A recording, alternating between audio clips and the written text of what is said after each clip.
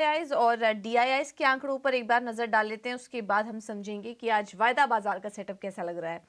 Cash market में FIIs की तरफ से खरीदारी हुई है कल 1085 करोड़ की। वहीं डीआईआईज ने बिकवाली की 820 करोड़ की। इंडेक्स फ्यूचर में 1446 करोड़ के खरीदारी का आंकड़ा है। इंडेक्स ऑप्शन में करीब 7860 करोड़ के आसपास की बिकवाली हुई है एफआईआईज की तरफ से। अब मेरे आंकड़ों को आज के लिए कैसे एनालिसिस करें और बैंक निफ्टी और निफ्टी के लिए डेटा क्या कह रहे हैं, ये एक बार समझ लेते हैं। हमारे साथ फोन लाइन पर डिम्पी कालरा जुड़ चुके हैं। डिम्पी, गुड मॉर्निंग, बताइए। गुड मॉर्निंग पूजा। देखिए, मार्केट ने कल दो इम्पोर्टेंट लेवल्स को पार किया, न केवल पार किया बल्कि क्लोज किया। निफ्टी पे था वो 22,000 का लेवल और बैंक निफ्टी पे था वो 48,000 का लेवल। तो दोनों के ऊपर हमको अच्छी क्लोजिंग मिली है और दोनों के अंदर फ्रेश लॉन्ग पोजीशन है।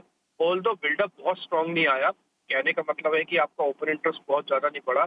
अभी भी करीब 2,35,000 40,000 के आसपास के कॉन्ट्रैक्ट ही चल रहे हैं निफ्टी पर और करीब 1,37,000 के कॉन्ट्रैक्ट ओपन खड़े हैं बैंक निफ्टी पर। तो यहाँ पर आके ना हो सकता है बाजार थोड़ा सा एक बार वेट भी ले और थोड़ा यहाँ पे थोड़ा रुके भी, क्योंकि दो बड़े नंबर इस बार आ रहे हैं। एक तो एचडीएफसी बैंक जिसके नंबर आने हैं आज और दूसरा है रिलायंस इंडस्ट्री जिसके नंबर शुक्रवार को आने हैं। तो दो बड़े नंबर है जिनकी वेटेज भी है, तो इंडाइसेस थोड़ा सा रोक के एक बार अपने आप को काम करेगा। हाँ, रास्ता खुला हुआ है, वो रास्ता है करीब 22,200 का तक का और निफ्टी के लिए ऊपर में।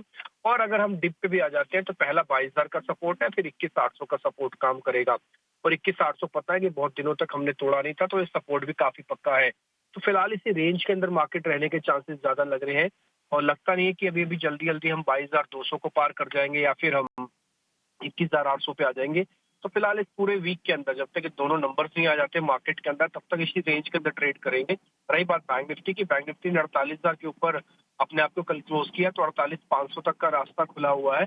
बट नीचे जाते समय भी आप 47,800 पे एक सपोर्ट है। तो सपोर्ट और रेजिस्टेंस के हिसाब से अगर आप देखेंगे तो रिस्क रिवॉर्ड आपका 1:1 पॉइंट समथिंग का है। तो आप अपने हिसाब से चेक कर लीजिए कि आपको सूट करता है कि नहीं।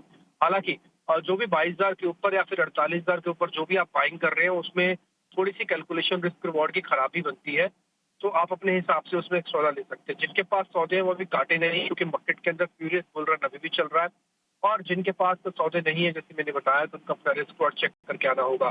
13 शेयर एफ&ओ बैन में चल रहे हैं। आज बुधवार का दिन, आज मंगलवार का दिन है, लेकिन उसके बाद कल एक्सपायरी से शुरू हो जाएगा। कल बैंक निफ्टी की है, फिर परसों निफ्टी की है और फिर फ्राइडे को रिलायंस के नंबर है। तो वॉलिडिटी अपने चरम पे होगी।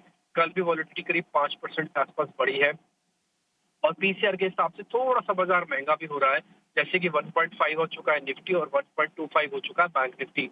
ये 1.5 के बाद महंगा होना शुरू हो जाते हैं, तो इसलिए आगे की राह उतनी आसान नहीं है, रिस्क रिवॉर्ड उतना अच्छा नहीं है। इसलिए जिनके पास है वो तो ट्रेल करें, लेकिन जिनके पास नहीं है वो थोड़ा देख के अपनी पोजीशंस को लेना तो बनता है, तो ठीक है, नहीं तो फिर छोड़ सकते हैं।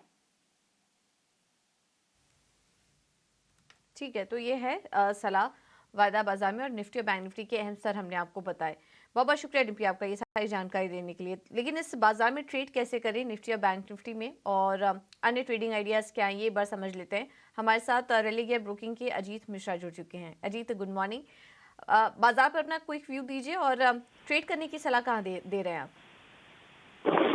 गुड मॉर्निंग पूजा। पूजा, देखिए, जैसे कि अभी मार्केट का टोन पॉजिटिव है। कंसोलिडेशन एंड हुआ था लास्ट वीक और अब इसका कंटिन्यूएशन का मूव देखा हमने मंडे को। तो अब मुझे लगता है करीब 22,150 के पास जाके थोड़ा सा सांस लेना चाहिए बाजार को, थोड़ा कंसोलिडेशन दोबारा से होना चाहिए। टोन पॉजिटिव है। मेरे हिसाब से जो मेजर फैक्टर रहेगा पूजा वो बैंकिंग रहेगा। तो अगर यहाँ बैंकिंग से आपको अगर कंटिन्यूएशन दिखता है मूव में, तो डेफिनेटली आपको ये 22,500 तक के लेवल्स भी नजर आएंगे। तो बाय ऑन डिप्स की ही सलाह होगी दोनों ही इंडाइसेस में। स्टॉक स्पेसिफिक अगर बात करें तो यहाँ पे देखिए काफी अच्छा मूव मिल रहा है। दोनों ही रिकमेंडेशन बाय साइड की होंगी। पहला नाम होगा ऑयल इंडिया का। एक कंसोलिडेशन ब्रेकआउट देखने को मिला है, स्टॉक अपने रिकॉर्ड हाइस पे है। तो एंटिसिपेशन ये है कि मोमेंटम एक्सटेंड करेगा। 312 तक के लेवल्स एंटिसिपेटेड है। 288 के स्टॉप लॉस के साथ स्टॉप लॉन्ग कर सकते हैं। दूसरा नाम from the pharma space, granules. कल फार्मा बजिंग डे, ग्रैनुअल्स अपने रिकॉर्ड हाइस के पास आ चुका है। मुझे लगता है थोड़ा सा पुश और उसके बाद आप इसमें करीब 445 तक के लेवल्स भी देख सकते हैं। तो यहाँ पे भी आप लॉन्ग करिए 420 के स्टॉप लॉस के साथ। ओके, थैंक यू अजीत आपका समय देने के लिए, ये रणनीति सुझाने के लिए। ऑयल इंडिया और ग्रैनुअल्स इंडिया, ये दो स्टॉक हैं जिस पर कि आप नजर रख सकते हैं।